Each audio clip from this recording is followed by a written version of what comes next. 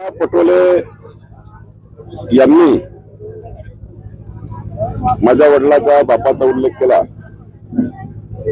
नाना पटोलेची ही पातळी पहिल्यापासून राहिली आहे।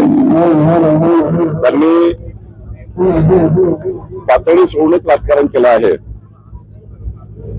माझ्या वडिलांचा माझ्या बापाचा उल्लेख करून जर नाना पटोले हे निवडणूक जिंकण्याचा प्रयत्न करत असेल तर तो त्यांना महागात पडणार आहे। जनता धडा शिकवेल। शेवटी कुणाच्याही वडिलांचा कुणाच्याही बापाचा उल्लेख करणे योग्य नाही आणि असा अपमान करणे योग्य नाहीये। त्यांनी आमच्या परिवाराचा आमच्या घराचा अपमान केला आहे।